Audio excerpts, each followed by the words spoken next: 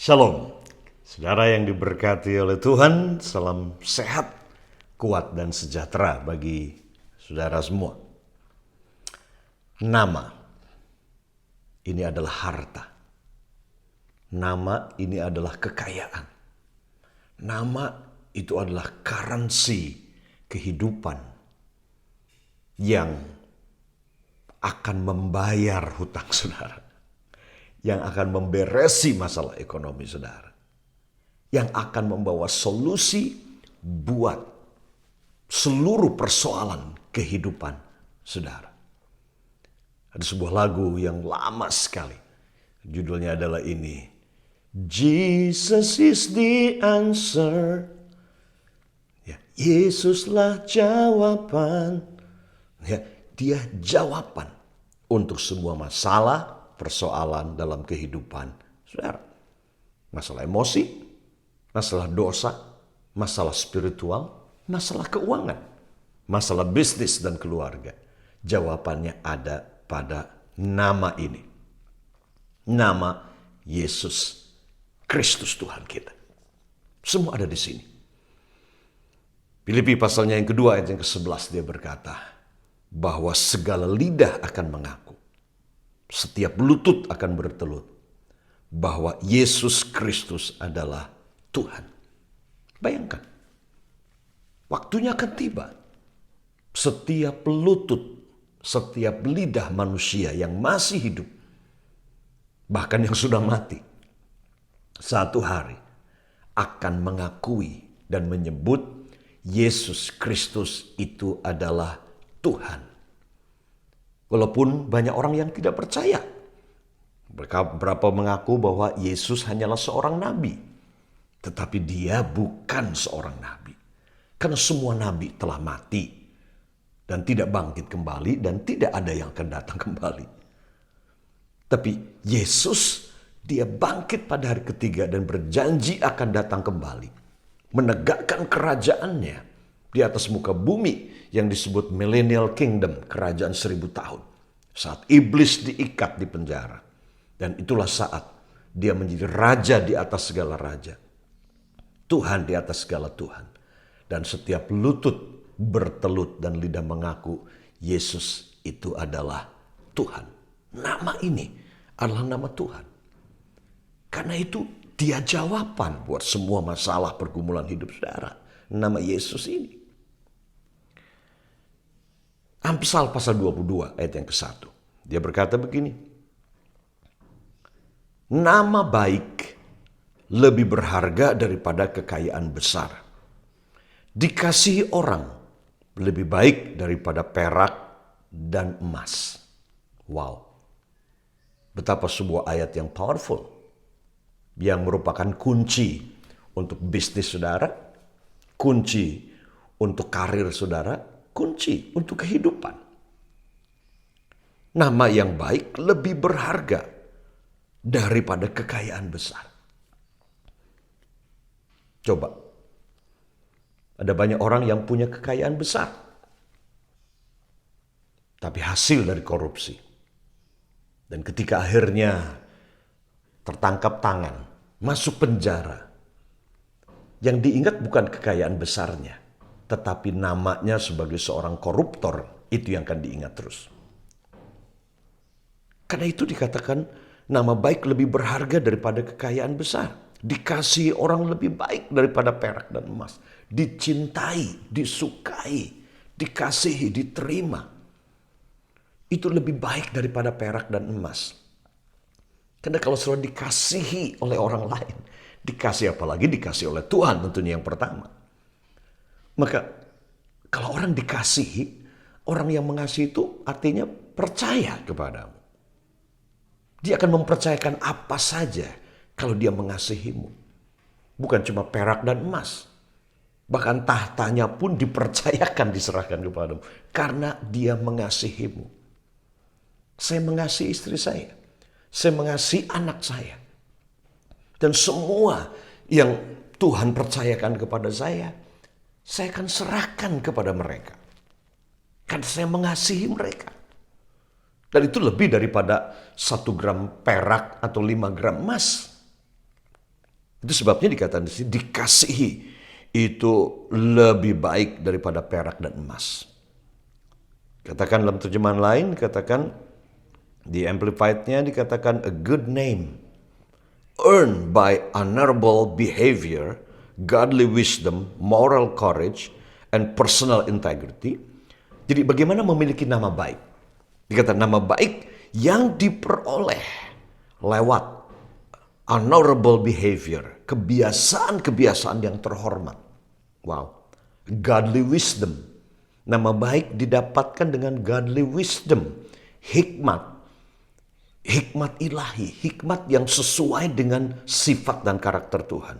Moral courage. Jadi sebuah kekuatan moral untuk tidak kompromi dengan dosa, untuk tidak menjual integritasmu, and personal integrity.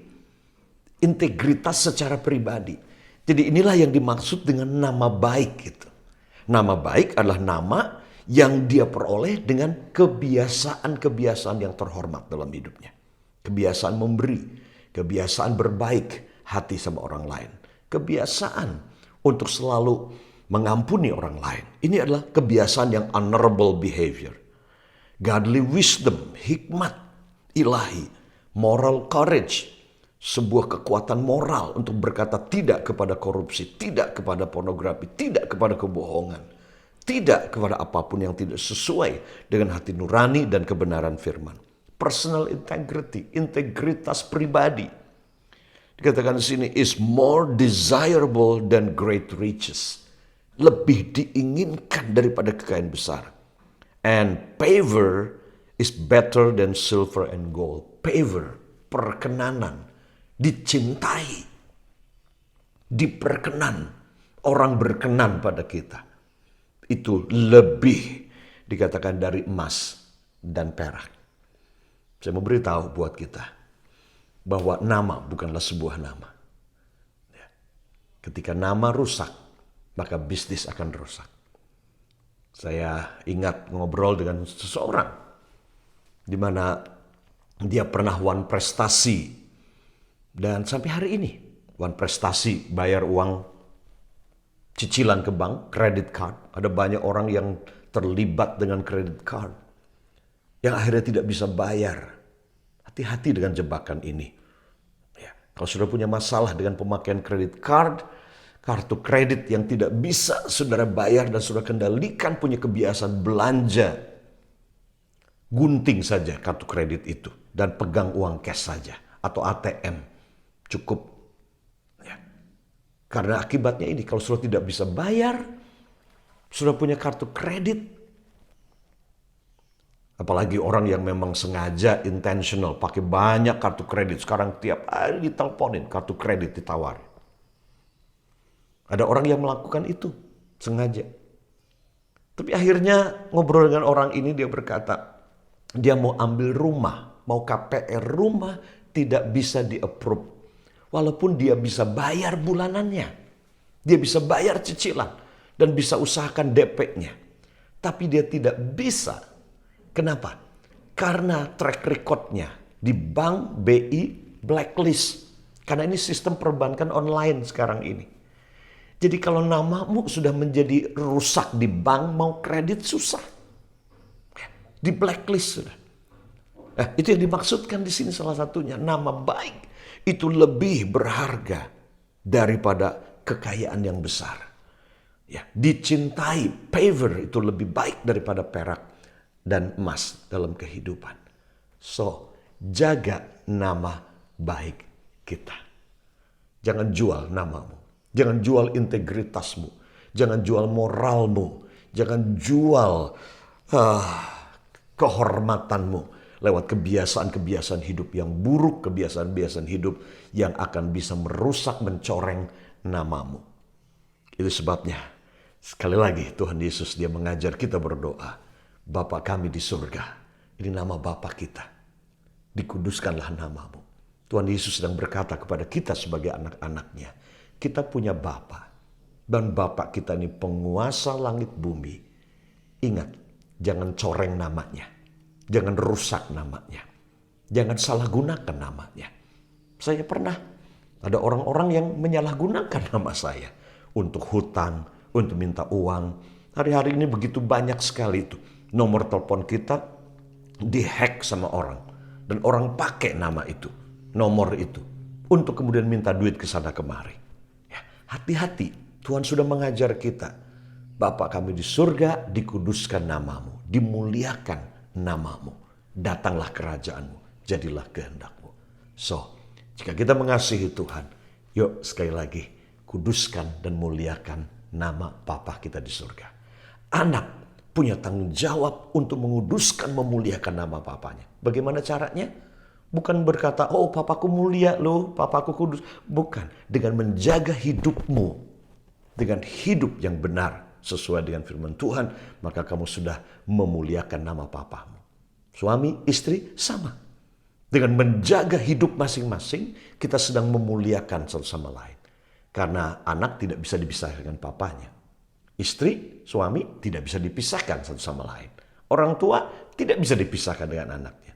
Apa yang terjadi dengan anaknya akan terkait dengan nama bapaknya, nama mamanya. Apa yang terjadi dengan papanya akan terkait dengan nama istrinya dan nama anaknya. Itu sebabnya Tuhan Yesus berkata, Bapa kami di surga, dikuduskan namamu, dimuliakan namamu. Karena itu, ini pesan dari Tuhan buat kita. Jangan sebut nama Tuhan sembarangan dengan sia-sia. Jangan coreng namanya. Saya malu kadang ketika melihat nama Paulus tapi koruptor. Nama Markus tapi pengedar narkoba. Nama Yohanes tapi kemudian membunuh saudaranya.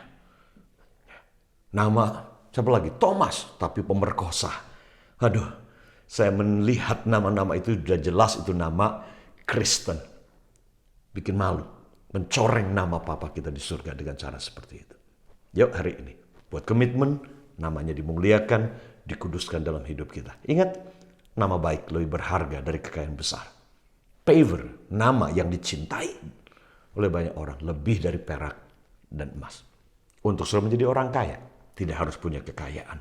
Cukup sudah punya nama yang baik, nama yang dicintai, dan lihatlah kekayaan akan datang melekat pada hidup saudara. Oke? Tuhan Yesus memberkati saudara. Bye-bye.